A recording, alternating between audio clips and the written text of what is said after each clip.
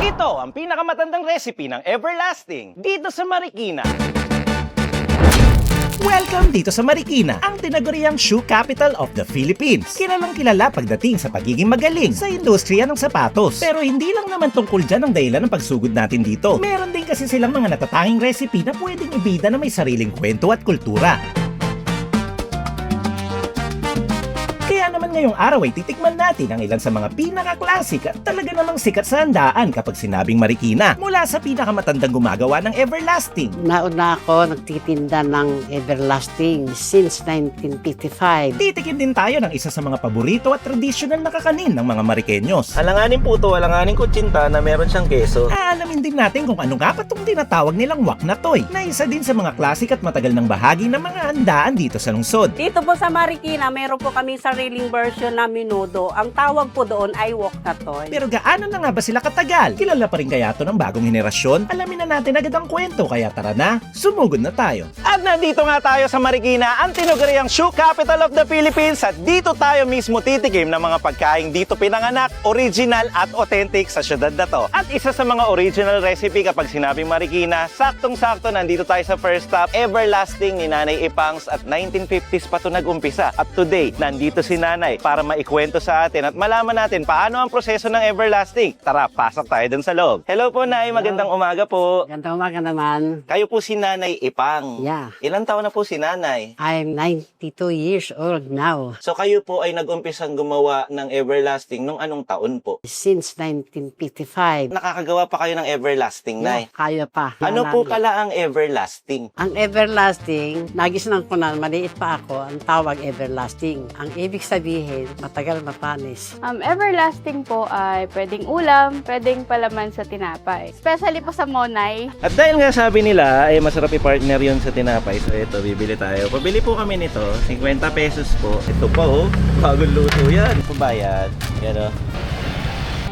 Yan oh. Dati po nung mga bata kami, nagluto si nanay ng Everlasting nung fiesta namin, August 16. Bali, Pasko na, may Everlasting pa kami. Habang tumatagal, sumasarap po yung Everlasting. Ang Everlasting po ba, original siya na ginagawa sa Marikina? Dito nagbula ang Everlasting. Nakilala po yung Marikina, hindi lang po sa sapatos, kundi sa mga pagkain din po namin, Everlasting, sa wak na toy, sa puto. So, isa po sa delicacies namin is yung Everlasting. Nay, nung unang gawa nyo ng Everlasting nung 1950s, magkano po ang order ng isang lianera? Nag-umpisa ako sa 1 peso and then ngayon is 180. Gaano po katagal i-prepare ang isang recipe ng Everlasting? Umaabot kami ng total po ng 5 hours. Pag madami yung orders, mas matagal siya gagawin. Ito po ba'y ino-oven, ini-steam, o ano pong ginagawa dun sa lianera? Yung process po namin is yung traditional po talaga. Wala po akong binago sa process ng Everlasting. Usually kasi yung iba po bake na eh. Pero po yung tradition pa rin po yung pag-steam.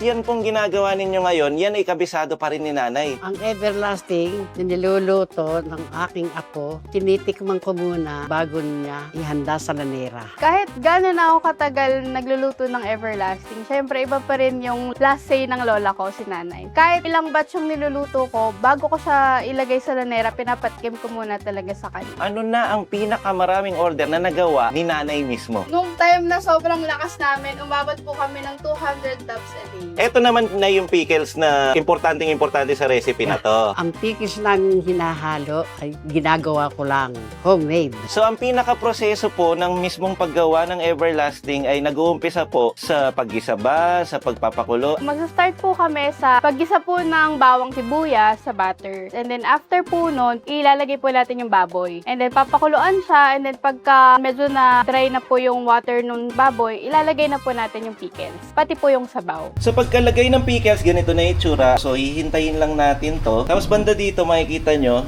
meron ng mga gawa na. Ito naman yung mga frozen na pwede nyong bilhin. Pero ito kasi talaga yung proseso. Ang sunod nating lalagay is yung chorizo bilbao, yung sausage, and then yung pasas. After nun, papakuluan natin siya hanggang sa lumabas yung mantika ng baboy. After that, ilalagay na po natin yung tomato sauce and yung tomato paste. Ano pong pinagkaiba ng Everlasting sa hardinera? Ang hardinera, iba ang hiwa ng baboy. Kami pagiling, sila pahiwa. Iba ang timpla ng hardinera sa Everlasting. Sa pagkatapos lagyan ng plastic at oil, eto na siya, nilagyan ng itlog, tapos sasandukin na po yung niluto na kanina dito sa kawali na para dun sa everlasting. Iuhulma na dun sa lyanera, tapos para sigurado, yan mga kaps, so talagang tinitignan yung tamang timbang o grams nito. Tapos tatakpan lang yan ng plastic. Next naman yan na magiging proseso ay i-steamin na yan, tapos order po kami at kami kakain na po. Forever and ever, everlasting sa wakas. Tapos din, ito na siya. Talaga nga namang everlasting ang itsura niya. Paano mo nga naman makakalimutan yung ganitong itsura na mukha talagang masarap?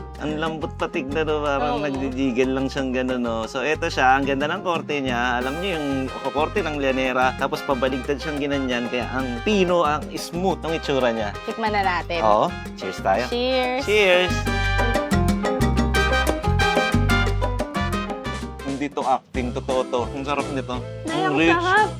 Ang rich and salty ng taste niya. Na bagay yung compliment ng ganun. Mahilig kasi ako sa embutido. Parang level up pa nga ng embutido eh. Parang level 3, level 4, level 1 ng embutido. Parang ganun siya. Tapos Hindi ko- texture, ganda. Hindi ko akalain na ganito siya kasarap. Tama lang na iuwi natin yung 16 nila. Alam niyo yung lyanera. texture niya, parang kumagat ng jelly, parang gelatin, gano'n. Tsaka tingnan mo, firm na firm yung mga laman niya sa loob. Lasang-lasa mo yung gawa kasi nila yung pickle eh. Oo. Yung pickles mismo, pati yung pinaka-juice.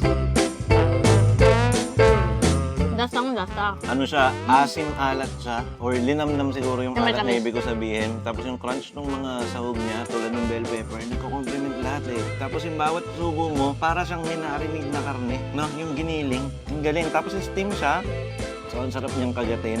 And, isa pang nakakatuwa dito, hindi mo alam kung gusto mo ba siyang papakin, gusto mo ba siyang ikanin, gusto mo ba siyang tinapay, kompleto lahat dito. So, order din tayo kanina ng tinapay sa bakery malapit para matikman ko. Monay po. Subukan natin. Iniisip ko nga din kanina kung gusto ko ba ng ketchup. Kasi parang okay na siya eh. Di ba Hindi. parang embutido style? Oo, eh. parang ano na rin kasi, para siyang may ketchup na rin naman talaga. Oo, Tapos oo nga. tomato ketchup yung lasa. Alam niyo yung asim Oo ng nga. tomato? Mm-mm. Ramdam na ramdam mo dito. Doon, may sa tinapay. So, sobrang tuwa ni Cabs Chess. Ang dami niya ng explanation. Ang sarap niya. Hindi nakakapag-season. Ang sarap nito. Hindi ko alam na ganito to. Ang sarap. Waiting.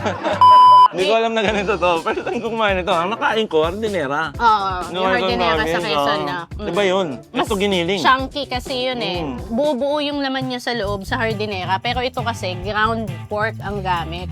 So kapag kinain mo talaga siya, ganyan na siya. At wala tong carrots. Oh, wala nga itong carrots kasi para hindi mapanis. Para maging everlasting siya. Tumagal ang buhay niya. Pero totoo po, kahit sinong tumikim nito mag-a-agree. Hindi ko maintindihan anong panlasa meron ng kakain nito. Sasabihin hindi masarap. Oo. Ito totoo to. Actually, ang take ko dito, Legit to. Cabs Chess, nakatikim na ako nito before kasi meron akong ninang dito sa may barangka. Ngayon, isang piyestahan. Sa lahat ng bahay, merong handang ganito. Kaya ang Basta. take ko sa everlasting, yung everlasting recipe, hindi siya natatapos. At lagi siyang present sa mga espesyal na okasyon. Para siyang ano dito, treasure nila. Oo. Parang kumbaga sa national, ito yung national sa lugar na to. Oo. Hindi ka naman ipapayaan ito. So, totoo lang talagang first time, kahit paulit-ulit ko na sinasabi, first time kong makatikim nito, never expect na ganito ang lasa nito. Try ko sa'yo yung ginawa mo, Cabs Chess, yung pinalaman na ganito. Actually, okay siya. Kasi kanina nung naamoy ko, ang sarap eh. Iba talaga yung nabibigay na combination ng kamatis, ng toyo, pickle juice. Yun, imagine niyo lahat yun, pickle juice, Ang sarap tomato, nito. tsaka yung toyo. Hindi mo siya yung pangkanin lang, hindi siya pang tinapay lang. Pwede sa Kaya lahat. ko Pwede. mabusin to eh. Ano pa ako? Tingnan mo naman. Mabusin to nila. Inisipin ko na nalahiya ako sa inyo. Try natin sa kanin. Okay din. Alam mo, dahil dito, dahil sobrang tuwang-tuwa tayo dito sa everlasting ni Nanay Ipa, matatawag ko na siya ang Queen of Everlasting. Pwede rin, oo. Diba? No? Ang reyna ng everlasting sa Marikina. Diba? Pasensya na kayo kung nag-diname Para sa kami akin, bigla, ah. pero para sa amin yun. Para sa amin, ang sarap niya. No joke to. Kumbaga parang, eto kasi yung proof na, wala kasi kami, hindi namin ma-put into words na para maniwala kayong masarap. Marikina, ang galing niyo po sa Marikina. Nanay, ipang galing niyo po sa recipe na to. Anyway, Nanay, ang sarap. Thank you Oo, po. solid to. Anyway, hindi na naman dito natatapos ang Marikina food roll natin. No? Lahat naman ay puro lokal or puro dito nang galing ang mga pagkain. Sinusubukan natin. Kaya on to the next stop na agad tayo. Subukan Let's naman go. natin yung iba pa dito sa Marikina. Basta ito, panalo to kahit walang kalaban. Let's go. Next naman, nandito pa rin tayo sa JP Rizal Street. Very quick lang dahil gusto lang natin tumikim nitong Rochas Delicious Puto in Kutsinta dahil ito po ay lokal na ginawa din dito sa Marikina. Tikman lang natin to na mabilis. Let's go! So eto siya, Puto Kutsinta since 1952. So mo-order tayo ngayon ng isang box katulad nito. So eto na siya, pine-prepare na. Tingnan lang natin na mabilis. 210 pesos pala ang presyo nito. Eto po. Okay na po yan, salamat po. Thank you po. So eto na siya, isang box. Ano yung itsura sa loob? Okay, nakatakip pa. Uy! Alanganin puto, alanganin kutsinta na meron siyang keso. Ayan o. Yan, ganyan yung itsura niya. Oo nga no. Parang kutsinta nga. Puto na lang, puto na siya, kutsinta pa siya. Yung itsura niya parang kulay kwek-kwek, no? Mm. Ang sarap. Ito, bigyan mo siya oh. Sarap yan. Yung texture niya parang kutsinta, pero yung Kutsinta lasa talaga. niya parang puto na may cheese. Ang problema nga lang, ganitong bite size lang siya. So mapaparami ka nang hindi mo napapansin. Anyway, that is Rochas Delicious Puto in Kutsinta. Ito lang siya, nasa JP Rizal Street. Dito pa rin yan sa Marikina, katabi niya yung old house na ganito. Okay din siya, 210 pesos. Ang dami na nito. On to the next stop. Let's go.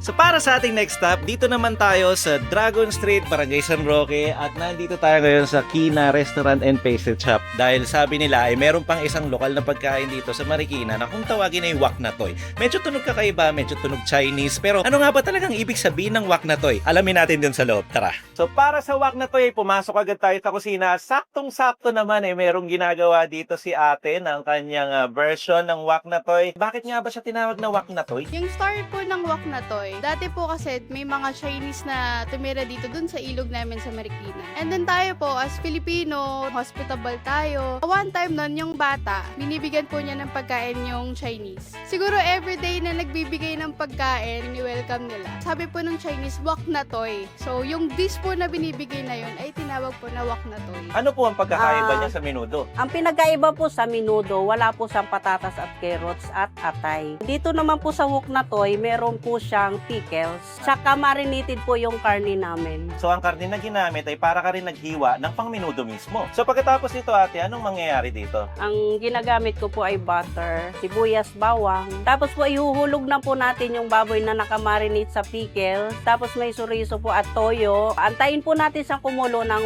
1.5 hour. Pag malambot na po yung karne, pwede na po natin isunod yung bell pepper, pickles whole, red hot dog, tomato paste, spaghetti meat sauce, at saka po yung keso po natin na pampalinamnam. So hintayin lang natin ang proseso hanggang ito ay sa maluto. Tapos kumain na tayo. Maraming salamat kay ate at pinakita niya sa atin ang proseso.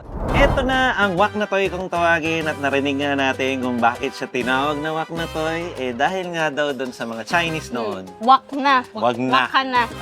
Parang ganun. Goods na sila. Parang, kasi everyday nga, ibigay pagkain. Anyway, attack agad tayo. Mukha siyang menudo nga. Yun ang una mong mapapansin. Meron pa siyang slice ng hotdog. Meron siyang pickles. Yun ang pagkakaiba. At ang main key difference, wala itong patatas at saka carrots. Oo. Halos ganun din yung lasa, ano? Maasim dahil doon sa pickles at saka sa tomato. Pero yung richness na binibigay nung linamnam, ay parang may marinade pa nga siya. Actually, Yung karne. para siyang lutong menudo. Oo. Pero dito siya nag-originate sa Marikina. Yung laman na ginagamit na pangsangkot siya, minamarinate sa toyo. Sabi ko na. Kaya meron pa rin siyang tangy flavor aside dun sa pickles na ginagamit and tomato sauce. Ang sarap lang kasi na bawat kagat mo ay parang may nagbe-burst na lasa doon sa karne mismo.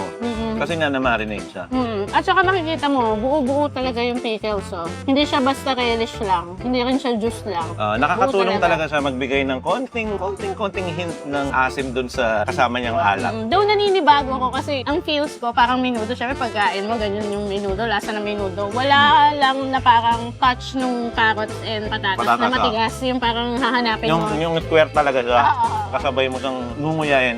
Kasi ang sekreto sa mga ganong pagkain, no, hindi lang siya puro karne sa feels mo. Yung meron din mga biglang crunch, biglang may mga mashi, tulad ng patatas, tapos merong hotdog, alam mo naman ang hotdog, minsan may crunch yan. So pag pinagsama-sama mo sila, parang all-star, parang ganun ka. Ang galing, no? Kasi parang dito, kagaya nga nung kanina yung everlasting, ang pinaka-main ingredient or yung kakaibang ingredient niya is yung pickles. Nagawa pa mismo nila. Dito din, may pickles din. So, medyo may similarity yung lasa nila. Pero, ito yung chunky version at Oo. saka saucy version. Hindi lang siya giniling. So yan ang mga bago natin discovery dito sa Marikina. Ito yung mga lokal at dito talaga, legend na dito ang mga pagkain ito. Kaya tayo pumunta ng Marikina. Hindi tayo pumunta ng Marikina para tumikim lang ng iba, kundi yun talagang dito pinanganak. Yun talaga yung goal namin sa araw na to. At masaya kami na fulfill ang aming mission. Ngayong araw may share sa inyo. Marahil marami sa inyo ang hindi alam ano ang everlasting. Hindi At alam lalo ang yung Waknatoy. Waknatoy. Ngayon ko lang din to nalaman. So bago kami pumunta sa lugar, minsan hindi ko naman talaga alam, wala akong idea. So dito ko na lang nalalaman. Para siyang only Mariqueño knows. Kumbaga parang tunay kang Mariqueño kung nakakain ka ng everlasting at nakakain ka ng Waknatoy. Hindi lang puro sapatos, hindi lang to shoe capital of the Philippines, tahanan din to ng ibang mga legend na pagkain. At heritage na pagkain na talaga namang mapagmamalaki natin. Hindi lang naman dito sa Pilipinas, sa Metro Manila, pati sa buong mundo. Kasi talaga namang manyaman kayo. Pinapos. Anyway, so much of that. Sana marami kayong natutunan, marami kayong discoveries din. Na habang din discover namin siya, sana na-discover niyo siya at napasabi kayo na meron palang ganon. Or kung alam niyo naman na, sana nag-enjoy pa rin kayo. Kala ko Dito at Marikina. nasabi mo na Waknatoy. Para sa akin, personal kong opinion to, hindi bagay yung Waknatoy na pangalan. Oo nga Kasi parang tinataboy mo Parang siya. tinataboy mo yung pagkain. Akin na toy. Hindi, sa'yo na, Toy. Thank you, Toy. Hanggang dito na lang siguro mga Kaps, no? At meron pa tayong mga pupuntahan na kabang-abang lang din. Sana antabayanan nyo rin. Abangan nyo din. At si Caps Chess ay 50,000 subscribers na. Baka naman, dagdagan pa natin. Let's go, Caps Nation. Talagang ikakampanya ko yan. Akala ko 50 years old. Ayun, sunod-sunod pa rin yun, Caps Chess. Team Galas TV, pares lang yan. Close naman sila, hindi naman sila nag-aaway. Si Caps at saka si Caps Chess. Pero yung mga editor, Ang pangalan niya. yung mga videographer at editor nag-aaway. Yung editor ng Caps Chess, saka yung videographer ng Caps Chess nag-aaway. Eh ako naman dun sa Caps Chess eh. Sa Team Canlas po, itong mga to, sila po ang gumalaw ng lahat ng editing at nagpapasalamat ako sa kanila kasi hindi ko na yun ginagawa Wow, ngayon. congratulations. Nasa Caps Chess na lang ako ngayon. Kaya Caps Chess ngayon sunod kasi nagagawa ko siya. So much of that. Hanggang dito na lang. Papakilala mo ulit ako kahit sinasabi ko na ng paulit-ulit yung name ng isang channel. Ako po si Caps Chess. At ako naman si Camera Woman. At ito po ang Team Galas TV na lagi magsasabi at magpapaalala sa inyo. Na wag yung kakalimutan at lagi niyong tatandaan. Ang sarap din ng Cheers. grape juice nila dito. Alright.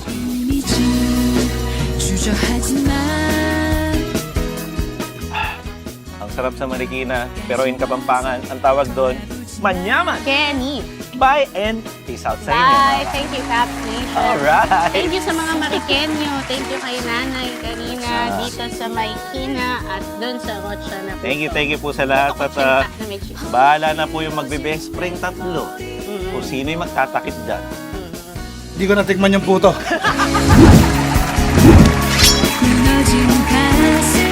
Pakita ko lang yung behind the scenes. Ayan, busy silang lahat. Ayun po silang tatlo, nagbibideo. Tapos si camera woman. Tapos makikita mo dito, may pumipetiks lang. Ngayon lang siya dumating, late po siya. Yes, Saan galing, tol? that's me. Hindi, hinintay ko lang yung kainan. Ngayon talaga inaabang. Huwag niyo pong tularan sa mga nagtatrabaho po ng mabuti dyan at ginagawa ang lahat-lahat sa kanilang trabaho. Huwag niyo pong tularan ang katulad nito. Tingnan niyo yung mga colleagues niya. Ayan, yung mga colleagues namin. Busy nila, tol. Oh, tapos ikaw kadarating mo lang. Nakakaya naman, tol. Nakakaya Sorry. naman, oh. Nakita mo si Chow, nagbibideo din. Tsaka sila Redo, tsaka si Kylo, mga cameraman natin, tsaka editor, nandun. Makapagtrabaho. Tapos ito, ngayon lang dumating, mga Kaps, the late Billy Passion. Kala ko nga, pagdating ko, luto na yun. Gusto mo luto pa, ha? Gusto mo darating kakakain ka na lang, ha? Host, wala kayong magagawa. Ano siya? Parang pinatay mo na. Hindi. The late Billy pa Hindi. siya. The late lang siya kasi late siya kadarating niya lang. Ayun o.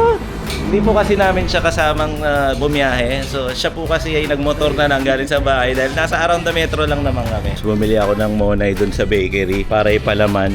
At alam nyo naman, di na natin bibigyan to kasi late siya. Meron kami monay. 10 piraso nga pala tong monay na binili ko. So saktong-sakto. Dalawa sa akin. 2, 4, 6, 8, 10.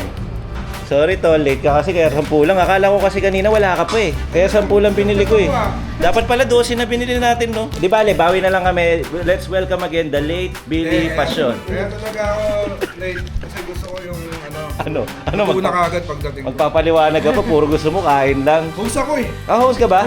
Mag-apply ka bang host? Gusto ko yung luto na kagad. Mga Kabs, comment nyo nga dyan sa baba kung karapat dapat ba ito maging host o magstay na lang siyang videographer. Ganun ba dapat mga kabs yung pagdating mo sa... Mag-explain ka pa. Hawakan mo na rin, oh. Luto, Hawakan mo na. luto Ayan. na yung kakainin ng host. Di, parang ganun dapat yun, di ba? Dito lang ako sa background, host ka eh. Oh, pasa ko na ulit sa'yo! Sige na. On to the next clip. Let's go. Hindi, content daw. Ay, isa pa to eh. Kino-content yung content eh. Parang si Jimmy Jumbo eh. Ano mo? Oo. Muna, ito yun. Ay, susubo pa. Oo. Oh. Now food crawl. Hindi ko pa natikman yan sa totoong buhay.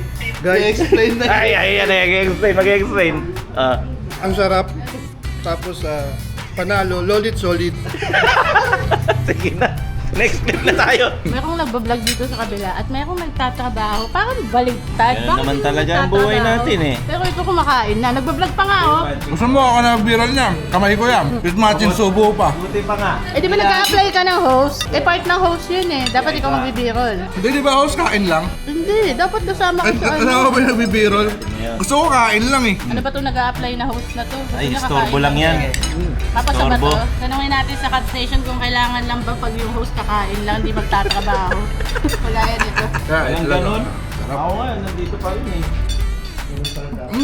Bibit-pitin natin. Ganda ng ginagawa niyo, Kab, sa talaga food tourism, no? Oo. Walang drama. Wala, siyempre. Ano yung storya ng kung ano original sa lugar? Ayun, tama. Pagkain lang. Sa pagkain. Kasi ang mga Cubs natin, gusto niya, direct to the point, pagkain agad. So as a content creator, you focus on what your viewers need. Hindi yung drama ng buhay. Pwede naman minsan, pero ako ayoko eh. Kain lang. Puro ano lang tayo dito. Manyaman Kenny. Yun. Bilang ako ay nag-a-apply na host sa Team Canlas, meron lang akong nasaksihan dito ng isang kasipagan. Tol, nagagawa mo dyan, Tol! Kasi ano yun, ako yung unang kumain. Ako yung magugas. Ganun ba yun? Ganun ba yun? Ano yung mga sa bahay, sino uling kumain, di ba? Ako yung una. Kaya naman kayo nanay. Ang bait naman yan. Ang bait tayo! Bakit nag-uugas ka ng plato? Ako naiyak talaga. Oo. Kasi ano eh, nakakaya ako ng dami na kung ano. Mga Cubs, tularan po natin. Tsaka good girl Sino po. unang kumain siya magugas? Ayan. Lagi na ako papahuli. Ang alam ko kasi sa bahay namin, yung huling kumain, yun yung magugas. Kapatid ko yan. Kapatid ko yan, nagugas yan. Ngayon lang kita naging proud na kapatid mo. Sa bahay! Ngayon pa nagugas. Sa bahay pala di mo daw ginagawa. Ano masasabi mo sa kapatid mo? Hindi ko talaga ginagawa, tama siya. Dahil nakakamera.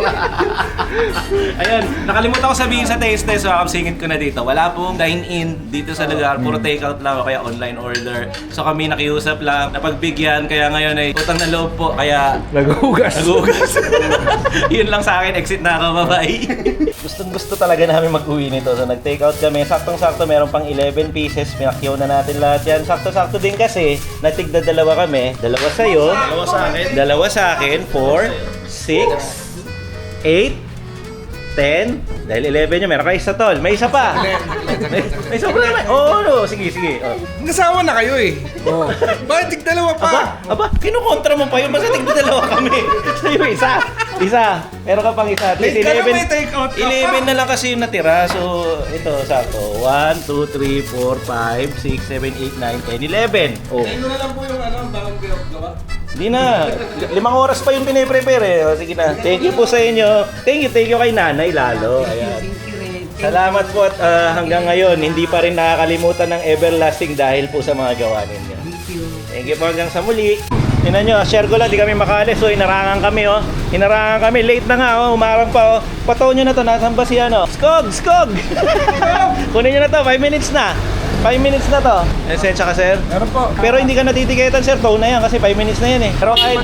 Oh, kita mo, nagagalit na, oh. Nagagalit na, 5 minutes na. Itow nyo na nga, tow yung truck. Padala kayo tow yung truck. Sir, bawal mo na ilabas yan, ha. Pero itabi mo lang kasi lalabas po yung sasakyan, eh. Uy! Thank you po. Bye po! Bye. Hindi ko napakita kanina sa tastes na umorder naman talaga kami nito. Ito yung parang sinigang version nila, pero sa bayabas niluto. Tapos may patola pa, oh. Tapos baka yung karne. Oh, dami. Ano tong dahon na to? Hindi lang ako sure, pero... Kangkong. Kangkong ba to? Saluyot. Parang ganun. Comment nyo na sa baba. Kangkong daw. Kangkong din, okay. Lagay natin dito. Tensya na kayo, bonus clip o lalagay lang Lagyan natin mo sa taba. bonus. Ay, ito na. Ayan. Tapos lagyan natin ng patola. First time ko makakatikim nitong sinigang version sa Marikina.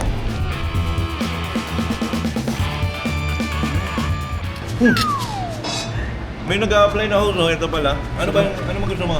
Hingi lang ako ng... Okay, Thank you ah! Ay, grabe oh. Nakakayaman. Sasagutom ako. Sinigang sa bayabas, mas try Hindi, din. ito mayroon to. Masarap to gulay. Hindi lang natin na-order kasi agad yun, hindi nakahabol sa taster. Pero ito na siya, nasa bonus. Okay, Tal? Gulay pa lang. Okay? Okay.